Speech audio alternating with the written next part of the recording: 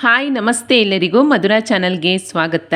ನಿಮಗೆ ಸಂಜೆ ಸ್ನ್ಯಾಕ್ಸ್ ಆಗಿ ಅಥವಾ ನೈಟ್ ಡಿನ್ನರ್ಗೆ ಏನಾದರೂ ಸ್ಪೆಷಲ್ ಆಗಿ ಮಾಡ್ಕೊಂಡು ತಿನ್ನಬೇಕಂತ ಹೇಳಿದರೆ 1 ಕಪ್ ಗೋಧಿ ಹಿಟ್ಟನ್ನು ಬಳಸ್ಕೊಂಡು ಒಂದು ಒಳ್ಳೆ ಸ್ನ್ಯಾಕ್ಸ್ ಅಥವಾ ಡಿನ್ನರ್ ರೆಸಿಪಿಯನ್ನು ನಿಮ್ಮ ಜೊತೆ ಶೇರ್ ಮಾಡ್ಕೊಳ್ತಾ ಇದ್ದೀನಿ. ಬನ್ನಿ ನೋಡೋಣ ಹೇಗೆ ಮಾಡೋದಂತ. ನಾನಿಲ್ಲಿ ಒಂದು ಬೌಲ್ಗೆ ಮೊದಲಿಗೆ 1 ಕಪ್ ಆಗುವಷ್ಟು ಗೋಧಿ ಹಿಟ್ಟು, 1 ಸ್ಪೂನ್ ಆಗುವಷ್ಟು ಎಣ್ಣೆ ಹಾಗೆ ರುಚಿಗೆ ತಕ್ಕಷ್ಟು ಉಪ್ಪನ್ನು ಸೇರಿಸ್ಕೊಂಡು ಒಮ್ಮೆ ಕೈಯಿಂದ ಚೆನ್ನಾಗಿ ಮಿಕ್ಸ್ ಮಾಡಿಕೊಂಡು ನಂತರ ಇದಕ್ಕೆ ಸ್ವಲ್ಪನೇ ನೀರನ್ನು ಸೇರಿಸ್ಕೊಳ್ತಾ ಚಪಾತಿ ಹಿಟ್ಟಿನ ಹದಕ್ಕೆ ಇದನ್ನು ರೆಡಿ ಮಾಡ್ಕೊಂಡಿದ್ದೇನೆ. ಈಗ ಒಂದು ಪ್ಲೇಟನ್ನು ಮುಚ್ಚಿ ಒಂದು 10 ರಿಂದ 15 ನಿಮಿಷ ಸೈಡಲ್ಲಿ ಇಟ್ಕೊಳ್ತೀನಿ.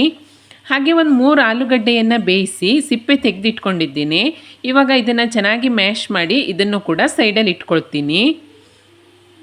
ಸ್ಟವ್ ಮೇಲೆ ಒಂದು ಬಾಣಲೆಯನ್ನು ಇಟ್ಕೊಂಡು ಇದಕ್ಕೆ ಒಂದು 2 ಸ್ಪೂನ್ ಆಗುವಷ್ಟು ಎಣ್ಣೆಯನ್ನು ಸೇರಿಸ್ಕೊಳ್ತಾ ಇದ್ದೀನಿ. ಎಣ್ಣೆ ಕಾದ ನಂತರ ಸ್ವಲ್ಪ ಸಾಸಿವೆ, ಸ್ವಲ್ಪ ಜೀರಿಗೆ, ಹಾಗೆ ಒಂದು ಅರ್ಧ ಕಪ್ ಆಗುವಷ್ಟು ಕ್ಯಾರೆಟ್ ತುರಿ, ಹಾಗೆ ಒಂದು 1/4 ಕಪ್ ಆಗುವಷ್ಟು ಚಿಕ್ಕದಾಗಿ ಹೆಚ್ಕೊಂಡಿರುವಂತಹ ಬೀನ್ಸ್, ಇದೆರಡನ್ನು ಸೇರಿಸ್ಕೊಂಡು ಹೈ ಫ್ಲೇಮ್ನಲ್ಲಿಯೇ ಇದನ್ನು 1 ನಿಮಿಷದ ಕಾಲ ಹುರ್ಕೊಳ್ತಾ ಇದ್ದೇನೆ. ಇದೇನು ಪೂರ್ತಿಯಾಗಿ ಫ್ರೈ ಆಗೋದು ಬೇಡ, ಒಂದು 80% ಫ್ರೈ ಆದರೆ ಸಾಕು. ಇದಿಷ್ಟು ಫ್ರೈ ಆಗ್ತಿದ್ದ ಹಾಗೆ ಇದಕ್ಕೆ ಚಿಕ್ಕದಾಗಿ ಹೆಚ್ಕೊಂಡಿರುವಂತಹ ಒಂದು ಈರುಳ್ಳಿಯನ್ನು ಸೇರಿಸ್ಕೊಂಡು ಮತ್ತೆ ಫ್ರೈ ಮಾಡ್ಕೊಳ್ತಾ ಇದ್ದೇನೆ. ಈರುಳ್ಳಿ ಕೂಡ ಲೈಟಾಗಿ ಫ್ರೈ ಆಗಿ ಸ್ವಲ್ಪ ಮೆತ್ತಗಾದರೆ ಸಾಕಾಗತ್ತೆ. ಇದಿಷ್ಟು ಫ್ರೈ ಆಗ್ತಿದ್ದ ಹಾಗೆ ಇದಕ್ಕೆ ಒಂದು 1/4 ಸ್ಪೂನ್ ಆಗುವಷ್ಟು ಅರಿಶಿಣ, ಹಾಗೆ ಒಂದು 1/4 ಸ್ಪೂನ್ ಆಗುವಷ್ಟು ಗರಂ ಮಸಾಲ ಹುಡಿ, ಹಾಗೆ ರುಚಿಗೆ ತಕ್ಕಷ್ಟು ಉಪ್ಪು, ಇದಿಷ್ಟನ್ನು ಸೇರಿಸ್ಕೊಂಡು ಮಿಕ್ಸ್ ಮಾಡ್ಕೊಳ್ತಾ ಒಮ್ಮೆ ಈ ರೀತಿಯಾಗಿ ಹುರ್ಕೊಳ್ತಾ ಇದ್ದೇನೆ. ಇದೆಲ್ಲವೂ ಚೆನ್ನಾಗಿ ಮಿಕ್ಸ್ ಆದ ನಂತರ ಬೇಯಿಸಿ ಮ್ಯಾಶ್ ಮಾಡಿ ಇಟ್ಕೊಂಡಿರುವಂತಹ ಆಲೂಗಡ್ಡೆ ಪೀಸ್ಗಳನ್ನು ಕೂಡ ಸೇರಿಸ್ಕೊಳ್ತಾ ಇದ್ದೇನೆ.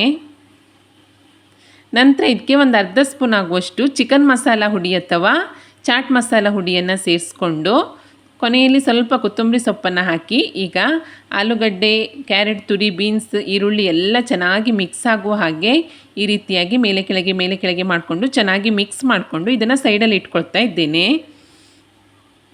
ಕಲಸಿ ಇಟ್ಕೊಂಡಿರುವಂತಹ ಚಪಾತಿ ಹಿಟ್ಟು ಚೆನ್ನಾಗಿ ನೆಂದಿರುತ್ತೆ. ಮತ್ತೆ ಒಂದು 2 ನಿಮಿಷ ಇದನ್ನು ಚೆನ್ನಾಗಿ ಈ ರೀತಿಯಾಗಿ ಕೈಯಿಂದ ನಾದ್ಕೊಂಡು ಚಿಕ್ಕ ಚಪಾತಿ ಹಿಟ್ಟಿನ ಉಂಡೆಗಳನ್ನು ರೆಡಿ ಮಾಡ್ಕೊಂಡಿದ್ದೇನೆ. ಈಗ ಒಂದೊಂದಾಗಿ ಚಪಾತಿಯನ್ನು ಲಟ್ಟಿಸ್ಕೊಳ್ಬೇಕು. ನಿಮ್ಗೆ ಎಷ್ಟು ತೆಳ್ಳಗೆ ಬೇಕೋ ನೋಡಿಬಿಟ್ಟು ಸೇರಿಸ್ಕೊಳ್ಳಿ, ತುಂಬ ತೆಳ್ಳಗೆ ಕೂಡ ಲಟ್ಟಿಸ್ಕೊಳ್ಬಾರ್ದು. ನೋಡಿ, ಈ ರೀತಿಯಾಗಿ ಚಪಾತಿಯನ್ನು ಲಟ್ಟಿಸ್ಕೊಂಡ ನಂತರ ರೆಡಿ ಮಾಡಿ ಇಟ್ಕೊಂಡಿರುವಂತಹ ಆಲೂಗಡ್ಡೆ ಮಿಶ್ರಣದಲ್ಲಿ ಒಂದು 3 ರಿಂದ 4 ಸ್ಪೂನ್ ಆಗುವಷ್ಟು ಮಧ್ಯೆ ಈ ರೀತಿಯಾಗಿ ಸೇರಿಸ್ಕೊಂಡು ನಂತರ ಆ ಚಪಾತಿ ಹಿಟ್ಟಿನ ಅಂಚುಗಳಿಗೆ ನೀರನ್ನು ಸವರ್ಕೊಳ್ಬೇಕು. ಫೋಲ್ಡ್ ಮಾಡಿದಾಗ ಓಪನ್ ಆಗಬಾರ್ದಲ್ಲ, ಅದಕ್ಕೋಸ್ಕರ ನೋಡಿ ಈ ರೀತಿಯಾಗಿ ನಂತರ ಫೋಲ್ಡ್ ಮಾಡ್ಕೊಳ್ಬೇಕು. ನೋಡಿ ಈ ರೀತಿ ಟ್ರಯಾಂಗಲ್ ಶೇಪ್ ಬರುವ ತನಕ ಹಾಗೆ ಇದನ್ನು ಫೋಲ್ಡ್ ಮಾಡಿಕೊಂಡು ಇದರ ತುದಿಗಳನ್ನು ಅಲ್ಲೇ ಒತ್ತಿ ಪ್ರೆಸ್ ಮಾಡಿ ಈ ರೀತಿ ಒತ್ಕೊಳ್ಬೇಕಾಗತ್ತೆ. ನೋಡಿ ಈ ರೀತಿ ಮಾಡಿಕೊಂಡ್ರೆ ಗೋಧಿ ಹಿಟ್ಟಿನ ಸ್ನ್ಯಾಕ್ಸು ರೆಡಿ ಆಗುತ್ತೆ. ನೋಡಿ ತುಂಬಾ ಚೆನ್ನಾಗಾಗತ್ತೆ. ಹಾಗೆ ಇನ್ನೊಂದು ಮಾಡೋದನ್ನು ತೋರಿಸ್ತಾ ಇದ್ದೇನೆ. ನೋಡಿ, ಮೊದಲಿಗೆ ಚಪಾತಿಯನ್ನು ಲಟ್ಟಿಸ್ಕೊಂಡು ನಂತರ ರೆಡಿ ಮಾಡಿ ಇಟ್ಕೊಂಡಿರುವಂತಹ ಆಲೂಗಡ್ಡೆ ಮಿಶ್ರಣದಲ್ಲಿ ಒಂದು 2 ರಿಂದ 3 ಸ್ಪೂನ್ ಆಗುವಷ್ಟು ಸೇರಿಸ್ಕೊಂಡು ಚಪಾತಿ ತುದಿ ಅಂಚಿಗೆ ನೀರನ್ನು ಸವರ್ಕೊಂಡು ನಂತರ ಈ ರೀತಿಯಾಗಿ ಫೋಲ್ಡ್ ಮಾಡಿಕೊಂಡು ಈ ತುದಿಗಳನ್ನು ಗಟ್ಟಿಯಾಗಿ ಪ್ರೆಸ್ ಮಾಡಿಕೊಂಡ್ರೆ ರೆಡಿ ಆಗುತ್ತೆ. ನಾನು ಇದೇ ರೀತಿಯಾಗಿ ಎಲ್ಲ ಚಪಾತಿ ಹಿಟ್ಟಿನಲ್ಲಿ ಸ್ನ್ಯಾಕ್ಸನ್ನು ರೆಡಿ ಮಾಡ್ಕೊಂಡಿದ್ದೇನೆ.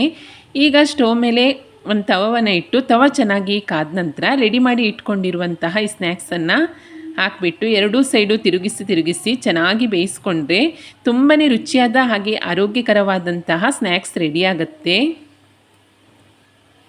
ಸಂಜೆ ಸ್ನ್ಯಾಕ್ಸ್ ಆಗಿ ಕೂಡ ಮಾಡ್ಕೊಂಡು ತಿನ್ಬೋದು ನೀವು, ಅಥವಾ ನೈಟ್ ಡಿನ್ನರ್ಗೆ ಕೂಡ ಮಾಡ್ಕೊಂಡು ತಿನ್ಬೋದು, ಅಥವಾ ಮಕ್ಕಳ ಲಂಚ್ ಬಾಕ್ಸಿಗೆ ಕೂಡ ಮಾಡಿಕೊಡ್ಬೋದು. ತುಂಬಾ ಚೆನ್ನಾಗಾಗುತ್ತೆ. ಒಳಗಡೆ ತರಕಾರಿ ಎಲ್ಲ ಸೇರಿಸಿರೋದ್ರಿಂದ ಮಕ್ಕಳಂತೂ ತುಂಬಾ ಇಷ್ಟಪಟ್ಟು ತಿಂತಾರೆ. ಹಾಗೆ ತರಕಾರಿ ಹಾಕಿರೋದ್ರಿಂದ ಆರೋಗ್ಯಕ್ಕೆ ಕೂಡ ತುಂಬಾ ಒಳ್ಳೆಯದು. ಹಾಗೆ ತುಂಬಾ ಸಿಂಪಲ್ ಆದಂತಹ ರೆಸಿಪಿ. ನಾವು ಚಪಾತಿ ಹಾಗೆ ಪಲ್ಯವನ್ನು ಬೇರೆ ಸಪ್ರೇಟಾಗಿ ಮಾಡೋದಕ್ಕಿಂತ ಮಕ್ಕಳಿಗೆ ಅಟ್ರ್ಯಾಕ್ಟ್ ಆಗುವ ರೀತಿಯಲ್ಲಿ ಈ ರೀತಿಯಾಗಿ ಮಾಡಿಕೊಟ್ರೆ ತುಂಬಾ ಇಷ್ಟಪಟ್ಟು ಕೂಡ ತಿಂತಾರೆ. ಟೇಸ್ಟ್ ಅಂತೂ ತುಂಬಾ ಸೂಪರಾಗಿರುತ್ತೆ. ಬಿಸಿಯೇ ತಿಂದ್ರಂತೂ ಇನ್ನೂ ಸೂಪರ್. ನೋಡಿ, ತುಂಬಾ ಸಿಂಪಲ್ ಆದಂತಹ ರೆಸಿಪಿ. ಖಂಡಿತ ಟ್ರೈ ಮಾಡಿ ನೋಡಿ. ಈ ರೆಸಿಪಿ ಇಷ್ಟ ಆದಲ್ಲಿ ಲೈಕ್ ಮಾಡಿ, ಹಾಗೆ ಶೇರ್ ಮಾಡಿ, ಕಮೆಂಟ್ ಮಾಡಿ. ಹೊಸದಾಗಿ ನಮ್ಮ ಚಾನಲ್ ನೋಡ್ತಾ ಇದ್ದರೆ ಸಬ್ಸ್ಕ್ರೈಬ್ ಮಾಡ್ಕೊಳ್ಳಿ. ಸಿಗೋಣ ಮುಂದಿನ ರೆಸಿಪಿಯಲ್ಲಿ. Thank you for watching.